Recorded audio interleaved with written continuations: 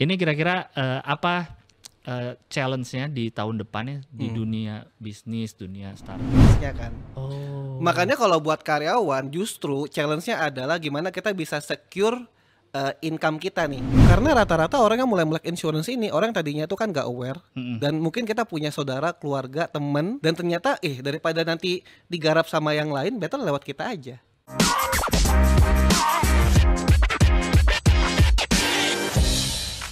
Halo Bala Duit, kembali lagi bersama saya Gilang Baskara di program Duit, program edukasi seputar keuangan, investasi, dan proteksi. Tepuk tangan semuanya.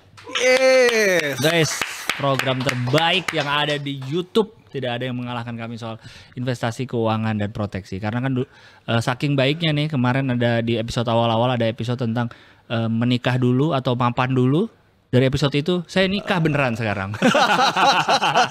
Luar biasa program Duit. Pengaruhnya di hidup saya mah beneran saya lakuin. Gak cuma ngomong-ngomong doang, gak cuma host doang. Nih Bala Duit ini kan udah mau 2023. Ini orang-orang udah mulai nyari-nyari nih. Kira-kira usaha atau bisnis apa yang di tahun depan nih. Yang berapa bulan lagi nih akan terjadi nih. Apa yang akan cemerlang gitu, bisnis apa yang oke nih. Karena kan 2022 nih kita tahu yang rame-rame kemarin kan orang pada main saham, main kripto, terus ada yang kena afiliator, ada yang diambil hartanya, ada yang dibalikin lagi. Jadi inilah saatnya kita mempelajari dari tahun 2022-2021 mempelajari bisnis-bisnis apa nih yang kira-kira ternyata oh ini oke nih apa nih enggak nih ini untuk kita aplikasikan nanti ke 2023. Nah yang masih bingung-bingung nih kita akan membahas juga nih soal bisnis apa kira-kira yang menjanjikan di tahun depan. Bersama saya sudah ada kembali lagi ke sini ada Mas Johan Al-Rashid, Head of Agency Recruitment and Productivity Manulife Indonesia. Betul ya? Betul. Apa kabar Mas Johan? Luar biasa. Wes, mantap. Luar biasa. Ini udah 2 kali loh Mas Johan kesini loh. Iya, tapi sebelum kita ngobrol lebih lanjut jangan lupa semuanya untuk like, subscribe, share video ini dan juga di YouTube Manulife Indonesia semuanya di-share ke orang-orang ya biar pada nonton semua dan pada jadi nikah kayak saya. Mas Johan sehat ya? Aku sehat. Sehat. Ini kan 2023 nih. Yes. Ntar lagi sudah di depan mata 2023. Udah depan mata, betul. Iya. Ini kira-kira apa challenge-nya di tahun depannya di dunia bisnis, dunia startup apa nih kan setelah banyak startup nih kan kemarin-kemarin tuh kan pada booming tuh. Betul. Challenge-nya apa nih kira-kira di tahun depan nih Mas? Iya, challenge-nya pasti kalau mungkin buat yang kerja dulu ya. Oh boleh. Buat karyawan ya. Okay. Ya pasti harus memastikan lagi apakah memang secara karir oke, ya kan? Oh. Karena kan 2 setahun terakhir ini kan banyak orang pengen kerja di startup. Benar. Iya kan? Benar. Mengidolakan. Iya. Mengidam-idamkan banget lah. Di startup itu. Sampai di video TikTok gitu kan masuk kantor first day di video. Startup. Oh iya benar. Lu tahu dong pasti kan. Tahu. Kayaknya semua orang anak muda sekarang impiannya kerja di beanbag. Wah. Nggak duduk di kubikel, di beanbag. Pokoknya beanbag, pengennya di beanbag aja. Iya, dan karena kan masuknya juga udah susah kan. Masuk udah susah, udah berlapis-lapis. First day-nya mereka happy lah. Happy ya. Tapi kenyataannya kan layoff. Oh iya banyak. Layoff. Gak cuma satu startup. Gak cuma satu startup, even ada 1-2 company layoff itu sampai beberapa kali. Hah? Iya. Jadi memang justru itu salah satu challenge-nya kan. Oh. Makanya kalau buat karyawan justru challenge-nya adalah gimana kita bisa secure income kita nih. Mungkin nggak cuma ngandelin dari satu income di tempat kerja yang sekarang. Kalau kerjaan sekarang masih oke, company masih bagus, ya kita sebagai karyawan harus all out lah ya, berkontribusi yang paling baik, tapi harus tambah income-nya. Oke. Explore extra income. Iya. Nah kalau buat businessman, pengusaha nih, apalagi yang mungkin founder startup, ya ini memang harus membuat bisnisnya jadi lebih efisien. Karena kan salah satu reason kenapa banyak layoff di sekian banyak company itu kan salah satunya adalah karena banyak yang nggak cost efisiensi. Iya. Masih cari model bisnis. Spendingnya too much lah. Spendingnya kemudian. Iya. Dan perekrutannya juga masif kan. Benar. Banyak. Tapi ternyata akhirnya layoff. Nah itu kan juga salah satu mungkin lagi cari-cari model bisnis. Nah ini juga salah satu hal yang harus diantisipasi lagi tahun depan. Karena kan di salah satu source berita misalnya kalau kita lihat banyak investor-investor yang dulunya itu memfunding perusahaan-perusahaan ini, mereka tuh sekarang tuh mulai berpikir 2-3 kali loh, Mas Gilang. Iya. Karena mereka tuh juga ngelihat fenomena ini nggak cuma impact ke 1-2 company, tapi ke banyak company. Iya, berarti ada yang salah dong kalau banyak ya. Wah, ya betul. Iya. Karena balik lagi model bisnis itu penting. Nah, jadi ada dua lah. Buat karyawan harus cari extra income mungkin. Kalau buat pebisnis ya harus cari yang lebih efisien. Iya. Jangan sampai baru jalan nggak sustain, kan sayang. Iya. Kan kita semua pengennya kan bikin sesuatu atau bikin perusahaan kan yang sustainable, pengennya lama. Harus, karena ini kan maraton ya, bukan sprint yang cuma kenceng di awal terus habis itu udahan. Betul. Nah, kalau lu perhatiin kayak di salah satu sosmed kita ya, sosmed di LinkedIn misalnya, itu banyak banget ex company yang habis di layoff itu mereka tuh ya open to work. Banyak loh.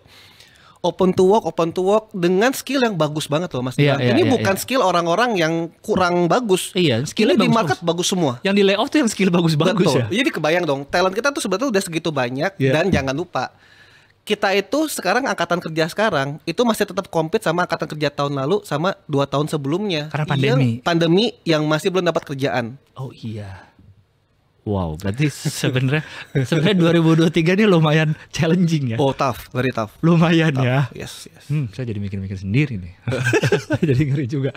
Nah, untuk yang tadi misalnya kayak karyawan, kayak tadi Mas Johan bilang bisa nambah penghasilan. Ada misalnya opsi-opsi bisnis yang tetap karyawannya dia tetap bisa nambah penghasilannya gimana? Iya, karena kan sebenarnya cukup common ya untuk karyawan misalnya dia punya extra income. Misalnya contoh lah 9 to 5 kerja kantoran, nanti habis kerja kantoran kelar mungkin dia sendiri atau dia sama pasangan bikin usaha sendiri kan online, jualan online bisa gitu dong online buka warung atau apapun itu kan itu common sebenarnya. Sering, Justru itu salah satu yang mungkin ya kan zaman sekarang kita kreatif ya, peluang kan banyak. Perhatiin nggak kayak sekarang orang tuh kayak live di sosmed ya. Bisa live TikTok jualan. Oh iya ada jam berapapun lu perhatiin. Jam berapapun, mau pagi kayak mau siang, malam, subuh, ada terus. Jualan. Ada terus. Bener. Dan ada yang nonton. Karena jadi di era sekarang itu dan yang rata-rata ya even yang jualan pun itu juga orang yang secara income udah cukup. Tapi mereka harus nambah lagi source income-nya. Iya. Makanya kalau secara peluang sebenarnya banyak. Itu kan yang cara-cara yang zaman sekarang kan udah banyak tuh caranya. Atau yang kayak kemarin kita bahas partnership kan. Jadi kita nanti harus cari company yang memang bisa mensupport lah. Nah itu juga jadi kan kita nggak usah pusingin modal. Nah kurang lebih hal kayak gitu sih Mas Gilang. Iya. Dan ini ada yang saya dapat nih katanya ada yang disebut namanya insurancepreneur. Wih, apalagi tuh kan orang kan taunya kan entrepreneur gitu. Atau yang sekarang karena tadi techpreneur. Karena kan dia di bidang teknologi gitu. Ini insurancepreneur. Pasti asuransi dong. Pasti asuransi. Tapi planner jadi maksudnya gimana dia? Dia bikin asuransi sendiri apa? Wira swasta asuransi apa gimana? Oke. Iya. Thank you. Ya kan gini. Di industri itu kan mungkin gua spesifiknya di financial service industry. Kan ada banking, perbankan, ada multi finance, ada insurance. Oke, multi finance tuh kayak apa contohnya? Jadi ya kalau multi finance tuh kan sebenarnya kan dia juga ya kan dia membuka peluang karir untuk partner-partnernya ya pasti untuk jualan produknya dong. Ya kan? Kalau perbankan ya mirip-mirip. Bank lah ya kayak gitu. Produknya pasti produk bank yang dijual. Nah, insurance pun juga sama. Nah, yang menarik kalau di financial service, maksudnya gini, ini kan kita ngomong peluang bisnis kan, yang bisa dilakuin sama siapa aja. Mau itu karyawan, mau itu pebisnis, dia atau self-employed, dia tetap bisa explore peluang ini. Nah, financial service ini kan kayak insurance planner kan, ya pasti dia pebisnis di bidang insurance. Jadi dia emang berpartner dengan insurance. Jadi perusahaan asuransi itu udah ada, sudah settle, sudah menawarkan produk, menawarkan program. Nah kita tinggal join aja. Sebenarnya tuh sesimpel itu doang Mas Gilang. Produk udah ada. Udah ada. Ya kan program kayak program training, program development berikutnya itu udah disiapin. Even termasuk reward, termasuk kompensasi. Nah jadi sebenarnya mungkin, gue agree tuh. Jadi kan tadi yang ditanya lebih kemana nih insurance planner ini? Sebenarnya pasti pebisnis yang memang dia tinggal berpartner dengan si perusahaan insurance, dia tinggal ikutin sistemnya. Nah karena dia ini entrepreneur, nah dia bisa bikin sistem on her own lah, or on his own. Jadi sistem sesuai dengan stylenya dia, tapi tinggal berpartner dengan si perusahaan insurance ini. Itu. Oh, jadi maksudnya itu. Maksudnya itu. Iya. Makanya sebenarnya justru kita kan mungkin punya keinginan pengen bikin perusahaan seperti ini nih, misalnya. Kan ada kan. Pengen cita-cita. Nah, jadi perusahaan asuransi ini udah nyiapin semua platformnya. Ya. Nah, kita tinggal nyiapin aja nanti, ya kan nanti mungkin ada pertanyaan lanjutan ya. Jadi nanti kita tinggal nyiapin gambaran di kita nih, bayangannya nih, gue pengen tim gue seperti ini nanti kalau berpartner sama si insurance ini. Lebih kayak gitu. Oh, dia langsung bikin tim dia? Atau ya, pasti. Oh, pasti. Iya. Dan sama jangan lupa peluangnya saat ini kan produk kebutuhan orang terhadap produk financial service itu tetap makin tinggi. Terutama insurance setelah pandemik. Karena kalau setelah pandemik dulu mungkin orang insurance itu apa sih, gitu kan? Tapi setelah pandemi ini terus setelah pandemi justru orang tuh malah makin aware. Melek semua sekarang. Makin aware, makin melek, dan orang tuh justru malah ngeliat kan kebutuhannya tuh orang udah ada. Nah, kenapa nggak cuma sekedar aware sama produknya, tapi kita juga berbisnis, ya kan, kurang lebih gitu. Ya, jadi nggak cuma tahu aja ya. Nggak cuma tahu. Kalau bisa dapat income dari jualan insurance apa enggak, kan gitu. Nanggung ya kalau cuma tahu doang. Nanggung. Kita pakai sendiri, tapi kalau kita bisa jualin ke orang, kenapa enggak ya? Betul. Karena rata-rata orang yang mulai melek insurance ini, orang tadinya tuh kan nggak aware, dan mungkin kita punya saudara, keluarga, temen. Dan ternyata daripada nanti digarap sama yang lain, better lewat kita aja. Terus kita punya teman-teman kita sadarin. Oh iya, nggak cuma insurance-nya doang, berbisnis bareng kita juga oke. Nah, nanti dari situ tuh networknya jalan lagi. Gitu. Jadi teman ikutan juga. Kitanya juga dapat untung juga. Betul. Oh, seru kan? Seru juga ya. Seru dong. Iya. Karena banyak yang belum kepikiran kayaknya. Karena orang sekarang kalau yang saya lihat ya, ngebayangin bisnis itu ya tadi misalnya jualan online, ya bisnis itu yang kayak gitulah gitu. Atau buka coffee shop misalkan, atau yang kayak gitu. Yang kayak gini mungkin nggak banyak yang ngeh juga kalau ini tuh bisa jadi ladang bisnis gitu sebenarnya ya. Memang, karena kan dulu orang persepsinya kan cukup skeptis lah dengan insurance agent, karena kan agen asuransi. Iya. Dulu kan orang skeptis banget. Aduh, gue di prospek agent. Iya. Kayaknya enggak dulu deh. Wah, atau ini, ada teman lama ngubungin. Wah, itu pasti agen asuransi. Mau nawar asuransi deh pasti deh. Iya. Cuman kalau kayak sekarang kayak tadi deh Mas Gilang mention jualan apa tadi, coffee shop. Iya, jualan coffee itu shop. Kan perlu modal. Iya. Masalahnya kita mau ngumpulin modal tuh berapa lama? Berapa persen dari tabungan kita? Kita ready nggak sama itu? Cash flow-nya gimana? Perputaran uangnya gimana? Waduh, pusing lagi tuh. Ya maksudnya kita mesti antisipasi itu dong. Iya. Ya kan. Sementara di satu sisi kita menyiapkan yang memang itu secara modal nggak segede yang tadi tuh nyiapin jualan atau apa segala macam. Dan even waktu lebih fleksibel. Iya. Karena yang tadi Mas Johan bilang, yang produk udah ada disiapin. Betul. Training disiapin. Betul. Tinggal kitanya aja yang ngatur. Iya. Skemanya kerja kita ya. Misalnya kayak tadi waktunya mau kapan, cara approach orangnya gimana. Betul banget. Itu yang disebut trainernya di situ ya. Trainernya di situ, benar. Dan sekarang ini based on data ya, based on pencapaian kita dalam setahun terakhir. Ex karyawan udah 10-15 tahun kerja di company ini nih. Akhirnya dia memutuskan ada something yang ngebuat dia, ada something yang kayaknya kurang. Akhirnya dia putusin untuk cari peluang bisnis dan mutusin ke insurance. Ada orang udah punya toko, udah punya rumah, udah punya bisnis rumah, bisnis hotel, even memutuskan buat jadi pebisnis di insurance. Oh iya. Ibu rumah tangga kan sering, iya. Tapi sekarang orang self-employed, karyawan yang udah berpuluh-puluh tahun pun juga memutuskan buat jadi pebisnis insurance. Pebisnis ya, bukan agent. Iya. Karena ngelihat peluangnya sebegitu gedenya. Berarti beda ini gimana tuh Mas? Agent dan pebisnis. Apakah harus dari agent dulu baru jadi pebisnis? Apa bisa langsung pebisnis? Punya agent, itu sebenarnya mindsetnya aja.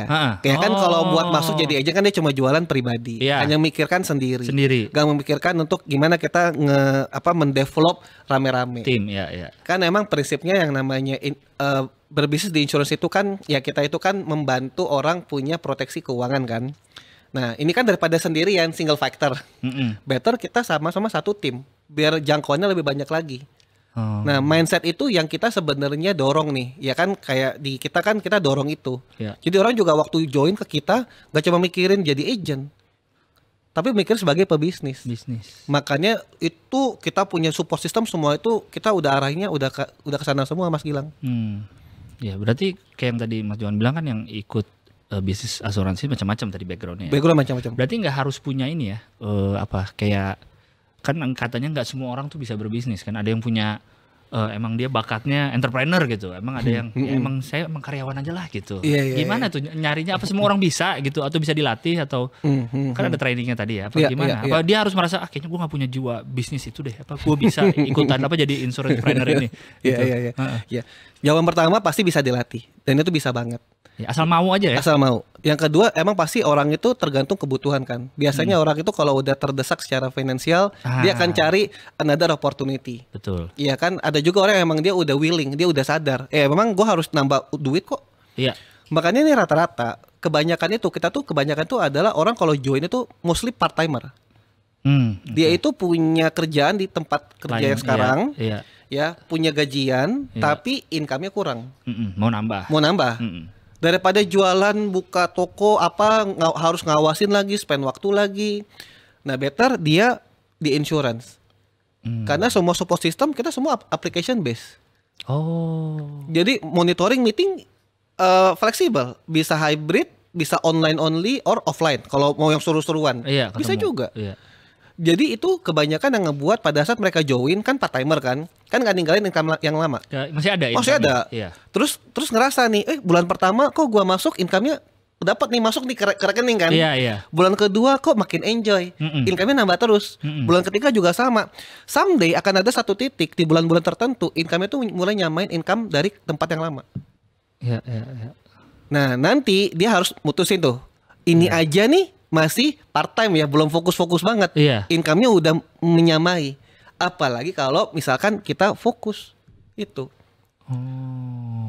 Dan lebih banyak emang based on data kita part timer dulu rata-rata. Jadi kalau kayak di acara kerjaan lain gitu ya. Benar. Kalau kayak di acara-acara kita kan suka bikin kayak seminar rekrutmen, kan atau table talk atau coffee talk atau apapun lah ya acaranya. Rata-rata itu yang mereka juga selalu tanya. Kalau saya mau dapat income itu caranya gimana sih? Apa sih harus dilakuin? Nah, kebanyakan tuh kayak gitu. Dia udah kerja, income-nya kurang. Dan rata-rata justru pada saat mereka masuk ke insurance, mereka lihat emang ini dunia yang berbeda dan fun, seru. Gitu. Cocok gitu ya pas nyobain. Iya. Pas nyobain ternyata cocok. Iya, karena kan orang kalau kebutuhannya udah kurang duit kan pasti pengen nambah duit kan. Iya. Dan pasti kalau yang penting ada duitnya mah cocok terus jadinya. Cocok terus. Iya, pasti. Iya, menarik juga ya. Ini orang-orang kan kayak tadi itu kan berarti jiwa bisnis nggak harus punya. Karena bisa dilatih. Nah, tapi potensi pasarnya apa memang sebesar itu? Misalnya makin banyak nih yang mau jadi bisnis insurance-preneur. Nah, potensi pasarnya dia bisa nyari kemana gitu. Misalkan yang dia beneran buta banget nih, nggak tahu nih. Saya pengen ini tapi kemana saya nawarinnya gitu. Ada nggak nih yang mau gitu? Iya. Ini gue ngomong based on data dulu ya. Data asosiasi kita Juni Juli tahun ini baru 8% masyarakat Indonesia yang punya insurance atau terproteksi oleh insurance. Baru 8%. Se-Indonesia? Se-Indonesia. Se-Jakarta doang kali? Se-Indonesia. 8%. Sisanya? Data seasosiasi. Sisanya? Ya, itu data penetrasi asuransi. Ya, jadi masih ada 90% lebih masyarakat kita yang even belum terproteksi oleh insurance, Mas Gilang. Based on data penetrasi insurance, Indonesia tuh even gua nggak usah ngomong Asia lah ya. Asia Tenggara kita tuh one of the lowest. Di Asia Tenggara aja? Asia Tenggara. Kalah kita sama Kamboja gitu. Even sama Vietnam kita kalah. Vietnam kalah. Jadi gini, kan apa sih indikator negara itu maju or berkembang pasti adalah kepemilikan insurance, kesadaran insurance. Nah, kalau kayak di Singapura yang udah maju sekali, satu orang nih kayak gue ya, Johan, itu bisa punya 4-5 polis. Dari kecil gue udah punya polis insurance dibeliin orang tua. Pada saat udah kerja sendiri, punya income, beli sendiri, udah berkeluarga, punya istri, gue beli buat istri, udah punya anak, gue beli buat anak. Itu yang dia udah dikasih sama orang tua dari punya anak masih terus dilanjutin. Dan semelek itu berarti ya kalau di Singapura. Betul. Malaysia even 70% lebih. Indonesia itu kita gede banget, tapi memang literasi kita tuh masih rendah. Literasi keuangan, apalagi literasi insurance. Jadi kalau ditanya seberapa gede peluangnya, market itu gede banget. Nah, jadi memang ini salah satu challenge yang kita lagi coba benerin kan. Ya pertama literasi masyarakat, pentingnya insurance, apalagi kan kayak sekarang financial planning paling basic kan orang harus punya asuransi kesehatan. Iya. Iya kan, dana darurat asuransi kesehatan. Iya. Bayangin sekarang masuk rumah sakit nggak ada insurance, waduh, berat banget. Udah ngeri duluan. Iya. Mending gak ke rumah sakit biasanya orang. Betul. Dan kan itu sayang banget. Orang bisa beli mobil, nyicil rumah, tapi asuransi kesehatan dia even itu nggak punya. Betul. Nah itu salah satu peluang ya. Jadi kalau ditanya, gue bisa tawarin kemana? Even ke semua orang, ke teman, saudara, keluarga. Even challenge yang paling gede adalah ke keluarga inti. Oke. Kita tuh udah sering banget ya. Even gue personally tuh udah sering banget ngeliat keluarga inti, teman-teman ya, orang tua, adik yang karena nggak ada insurance itu tuh akhirnya harus nombokin duit sendiri. Sayang banget. Ya sekarang balik lagi lah Mas Gilang, kita rela kasih duit udah kita tabung-tabung, tadinya kita buat apa Iya. karena harus berobat kepake itu duit. Iya. Mending cukup. Kalau nggak cukup, Kalau nggak cukup gimana? ya. Jadi sebegitu gede peluangnya Mas. Jadi memang satu sisi makanya pandemi ini blessing in disguise kan. Iya. Orang itu sadar ternyata memang insurance itu perlu. Nah itu kita harus sadarin. Nah terus nanti ke circle-circle berikutnya kayak teman-teman kita. Justru kayak sekarang kan maksudnya kalau notice ya, daftar kuliah pun udah perlu ada syarat insurance loh. Oh ya?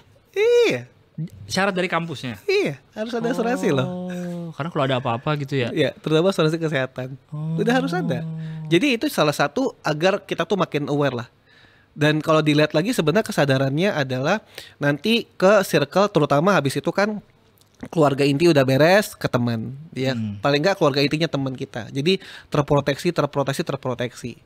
Nah, sebenarnya tuh tugas mulia itu salah satu value added yang mulia banget sebagai pebisnis insurance.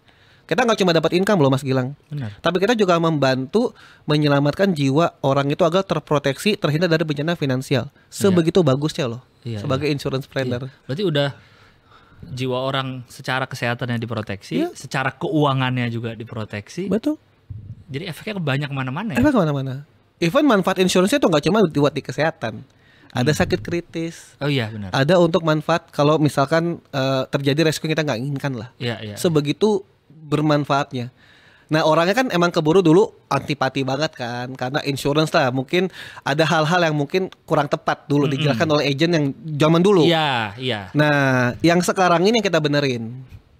Iya. Itu. Itulah dimana si individunya bikin skema tadi ya, Iya. bikin gimana caranya approach enak, Betul. gimana caranya, dan itu ada trainingnya juga kan. Betul. Justru makanya kalau di kita ya, kita tuh malah kepengen setiap partner-partner kita itu punya unique identity-nya mereka masing-masing.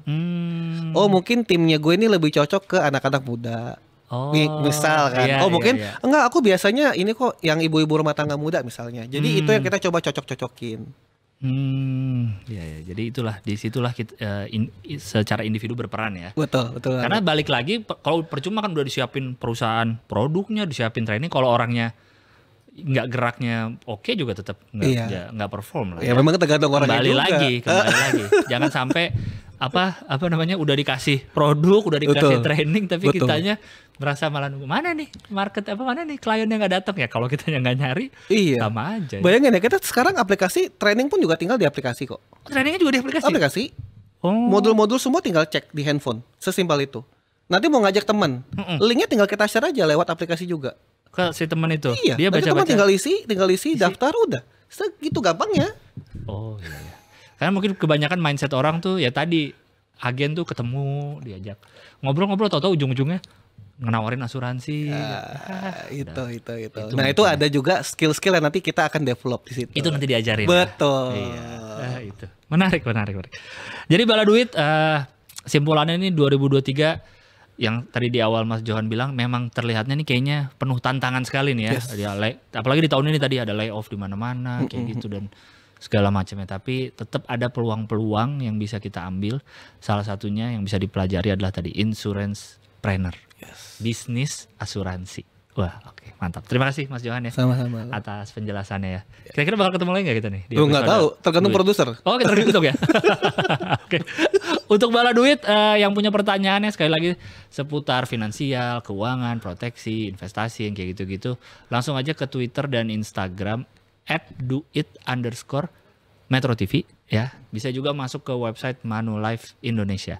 Dan jangan lupa juga ini channel Manulife Indonesia di-subscribe, videonya pada di-like dan di-share ke teman-teman biar pada terbuka semua matanya dan siap menghadapi 2023. Oke, terima kasih semuanya. Bala Duit yang sudah menonton program Duit. Sampai jumpa di episode berikutnya. Bye-bye. Bye-bye.